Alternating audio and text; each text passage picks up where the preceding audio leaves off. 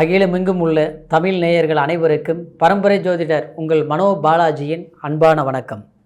ரிஷபராசி நேயர்களுக்கு ஜூலை மாத ராசி பலன்கள். இந்த ஜூலை மாதத்தில் கிரக மாற்றங்களால் உங்களுடைய ராசிக்கு இந்த ஜூலை மாதத்தில் எந்த மாதிரி ஒரு சுக பலன்கள் அமையப்போகுது அப்படிங்கிறத பற்றி தாங்க இந்த பதிவில் இப்போ நம்ம பார்க்க போகிறோம். முதலாக பார்க்குறவங்களா இருந்தால் சப்ஸ்கிரைப் பண்ணி பெல் பட்டன் அழுத்தி ஆல் ஆப்ஷன் கொடுங்க. ரிஷபராசி நேயர்கள் அப்படின்னா சுக்கிரனுடைய ஆதிக்கத்தில் பிறந்தவங்க தான் ரிஷபராசி நேயர்கள். ஆனால் இந்த சுக்கிரன் ஆதிக்கத்தில் பிறந்த நீங்கள் எப்போவுமே அடுத்தவங்க மதிக்கக்கூடிய அளவுக்கும் அடுத்தவங்களுக்கு முன்னால் வாழ்ந்து அருமையாக நம்ம இருக்கணும் அப்படின்னு குடும்பத்துக்காக ரொம்பவுமே முயற்சி எடுக்கக்கூடியவங்க தான் ரிஷபராசினியர்கள். தன்னுடைய நலம் மட்டும் முக்கியமாக கருத மாட்டீங்க, தன்னுடைய குடும்பத்தாருக்கும் கூட பிறந்தவங்களுக்கும் தன் உறவு முறையினருக்கும், அதாவது மற்றவங்கள் நல்லா இருக்கணும்னு நினச்சி ஒரு ஆடம்பரமான ஒரு லக்ஸரி வாழ்க்கை வாழணுங்கிற முயற்சி எடுத்து அதில் சாதிக்கக்கூடிய ராசியில் பிறந்தவங்க தான் ரிஷபராசினியர்கள். ஆனால் அப்படியேப்பட்ட உங்களுக்கு கடந்த காலம், அதாவது 12ஆம் இடத்துல குரு அமைந்திருந்ததுங்க. அப்படிங்கிற போது உங்களுக்கு இந்த ஒரு வருட காலம் கடந்த காலத்தில் பார்த்துட்டோம்னா சில விஷயங்கள் எதுவுமே உங்களுக்கு சாதகமாக அமையலை. சில முயற்சிகள் எடுத்தீங்க, அதுக்கு உண்டான பலன்களும் கிடைக்கல. அதே சமயம் நாளைக்கு நல்லது நடக்குமா, நாளைக்கு நல்லது நடக்குமா, அடுத்த மாதம் நல்லது நடக்குமா அப்படிங்கிற எதிர்பார்ப்பில் இருந்த உங்களுக்கு இப்போ இந்த ஜூலை மாதத்தை பொறுத்த வரைக்கும் நவ கிரகங்களால் உங்களுக்கு ஒரு சாதகமான ஒரு வாய்ப்புகள் அமையக்கூடிய ஒரு காலகட்டமாக தான் இருக்க போகுதுங்க. அப்படின்னா இந்த ஜூலை மாதத்தில் இந்த கிரகங்கள் அமைப்புகள் பார்த்துட்டோம்னா உங்களுடைய ராசியிலேயே குரு பகவானுங்க, 2ஆம் இடத்தில் சுக்கிர பகவானும் சூரிய பகவானும், 3ஆம் இடத்தில் புதன் பகவான், 5ஆம் இடத்தில் கேது பகவான், அதே சமயத்தில் 10ஆம் இடத்துல சனி பகவான், 11ஆம் இடத்தில் ராகு பகவான், 12ஆம் இடத்தில் குரு பகவான், செவ்வாய் பகவான். இதுதான் உங்களுடைய கிரக அமைப்புகள். இந்த காலகட்டத்தில் ஜூலை மாதத்தில் நீங்கள் எதை எப்படி செய்யலாம், எந்த முயற்சிகள் எடுக்கலாம் அப்படின்னு பார்த்துட்டோம்னா உங்களுக்கு ஜென்மத்திலேயே குரு இருப்பதனால, அதாவது தேவையான சில ஒரு முயற்சிகள் கண்டிப்பாக எடுத்தீங்கன்னா பூர்வீக சொத்து, பூர்வீக முன்னேற்றம், அது மட்டும் கிடையாது, பூர்வீகத்தை விட்டு புதுசாக இடம் மாறி உட்காரணும் அப்படின்னு நினைக்கக்கூடிய சில விஷயங்கள் எல்லாமே நீங்கள் முயற்சிகள் பண்ணினா கண்டிப்பாக உங்களுக்கு சாதகமாக இருக்குங்க. அது மட்டும் கிடையாதுங்க, அந்த குரு பகவான் 7ஆம் இடத்தில் இருக்கிறதுனால கடந்த காலத்தில் கணவன் மனைவிக்கும் சில மனச்சங்கடங்கள், மன வருத்தங்கள் ஏற்பட்டது. அது எல்லாமே ஒரு முடிவுக்கு வரக்கூடியது. ஒரு குடும்ப வாழ்க்கையில் நீங்கள் ஒற்றுமையாக இருந்து சில விதமான சில பயணங்கள் மேற்கொள்ளக்கூடிய ஒரு சந்தர்ப்பங்கள் சாதகமாக அமையும். அதே நேரத்தில் திருமணம் சம்மந்தப்பட்ட விஷயத்தில் தடங்கள் ஆகிட்டு இருந்தது. அடுத்தது திருமணத்துக்கு ஒரு முயற்சிகள் நீங்கள் எடுத்திருப்பீங்க. சிலரை ஒரு இந்த மாதிரி ஒரு வாழ்க்கை பண்ணணும், இந்த மாதிரி ஒரு பழக்க வழக்கத்தில் இருக்கக்கூடியவங்களை வாழ்க்கையை நம்ம பண்ணி முடிக்கணும் அப்படின்னு நினச்சிட்டு இருந்திருப்பீங்க.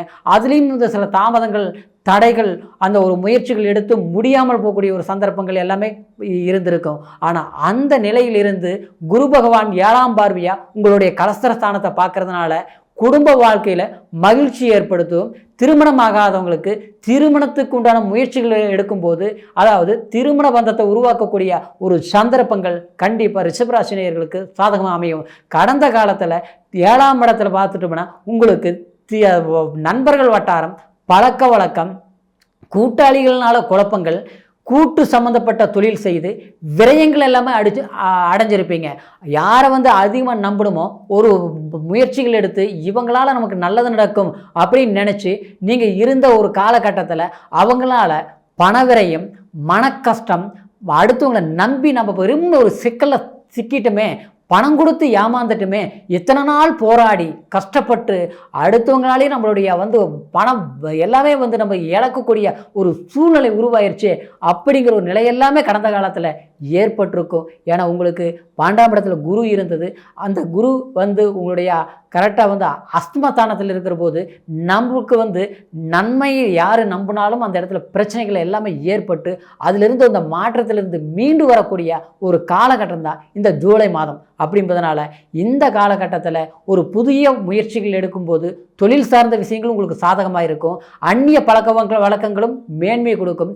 பெரியவங்களுடைய, அதாவது ஒரு நல்ல ஒரு செல்வந்தர்களால் ஒரு நன்மைகள் நடக்கக்கூடிய ஒரு சந்தர்ப்பங்கள் கண்டிப்பாக இந்த ஜூலை மாதத்தில் உங்களுக்கு கைகூடி வரும். குறிப்பாக சொல்லப்போனால் வெளியூர் பிரயாணங்களால் ரிஷபராசி நேயர்களுக்கு சாதகமான பலன்கள் ஏற்படும். ஏன்னா கடந்த காலத்தில் அலைச்சல் கொடுத்தது, மன உளைச்சல் கொடுத்தது, எங்கெங்கேயோ நம்ம வேலை செஞ்சோம், ஒரு இடத்துல நிரந்தரமாக வேலை செய்ய முடியல, சரியான வேலை அமையலை அப்படின்னு வருத்தப்பட்ட ரிஷபராசி நேயர்களுக்கு கண்டிப்பாக இந்த ஜூலை மாதத்தை பொறுத்த வரைக்கும் ஒரு வேலை வாய்ப்பில் ஒரு மன மகிழ்ச்சி கிடைக்கும், நிரந்தரமான வேலை அமையக்கூடிய சந்தர்ப்பங்கள் ஏற்படும். அதுக்கு உண்டான முயற்சிகள் கண்டிப்பாக நீங்கள் எடுத்தீங்கன்னா சாதகமாக அமையும். குறிப்பாக சொல்ல போனோம்னா உங்களுக்கு சனி பகவான் 11ஆம் இடத்தில் இருந்து 12ஆம் இடத்தில் விரயங்கள் அதிகமாக கொடுத்துருக்கும். ஆனால் 3ஆம் பார்வை 12ஆம் இடத்தை பார்த்ததுனால உங்களுக்கு சுப விரயங்கள், ஒரு வீடு கட்டலாம்னு கட்டியிருப்பீங்க, முழுசாக கட்டி முடிக்க முடியல, ஒரு லோன் எதிர்பார்த்தேன் அது கிடைக்கவே இல்லை, இப்போ வேலை பாதியில் நின்று போச்சு.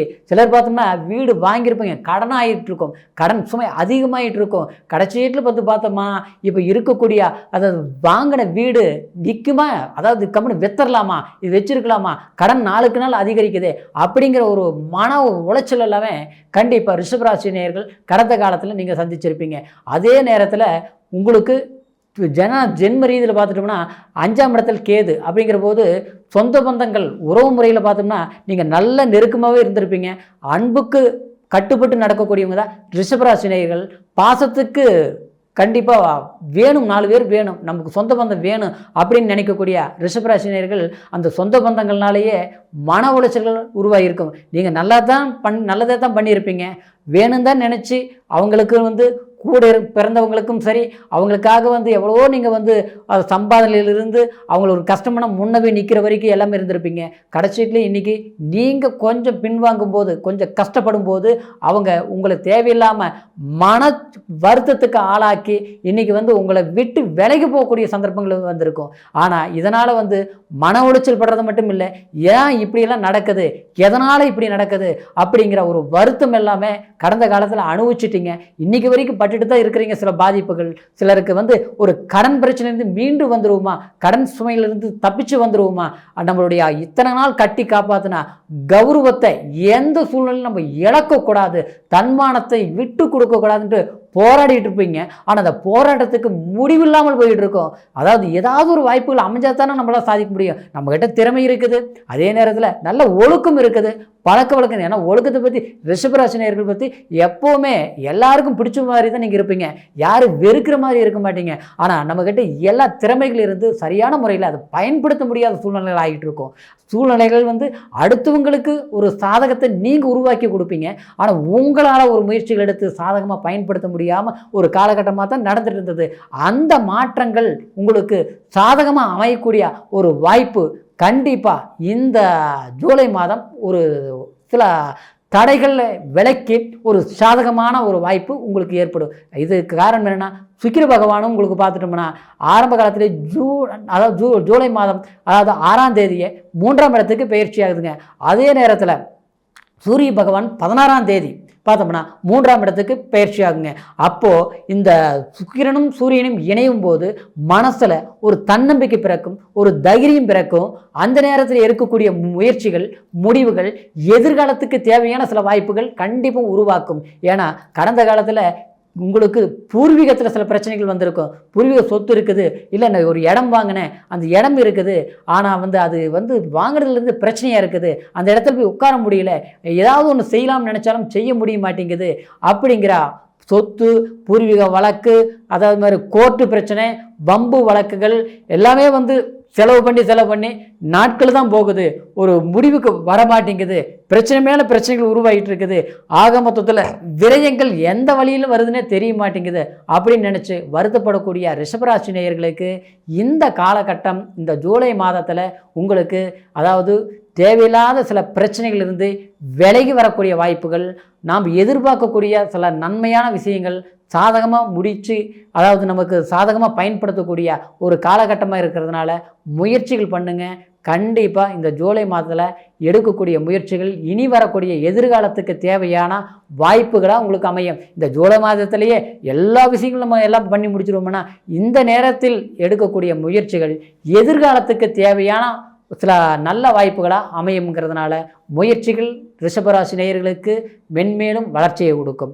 இருப்பினும் நான் சொன்னது கோச்சார பலன் இருந்தாலும் உங்களுடைய லக்னம் என்ன, உங்களுடைய என்ன தசா புத்தி நடக்குது, அப்படிங்கிற ஒரு நிலை வந்து உங்களுடைய பிறப்பு ஜாதகத்தில் தான் தெரியுங்க. அதனால் உங்களுடைய பிறப்பு ஜாதகத்தை ஒரு முறை பார்த்து என்ன தசை புத்தி நடக்குதோ அதுக்கு தகுந்த மாதிரி உங்களுடைய முயற்சிகள் பண்ணுங்கள். கண்டிப்பாக வாழ்க்கையில் சிறப்பாக அமையும். உங்களுடைய ஜாதகத்தை எங்கிட்ட பார்க்கணும்னு நினச்சிங்கன்னா கீழே இருக்கிற நம்பருக்கு ஃபோன் பண்ணி உங்களுடைய ஜாதகத்தையும் பார்க்கலாம். ஏதோ சந்தேகங்கள் இருந்தாலும் கேட்டு தெரிஞ்சுக்கலாம். மீண்டும் அடுத்த பதிவில் உங்களை சந்திக்கிற வரைக்கும் நன்றி, வணக்கம்.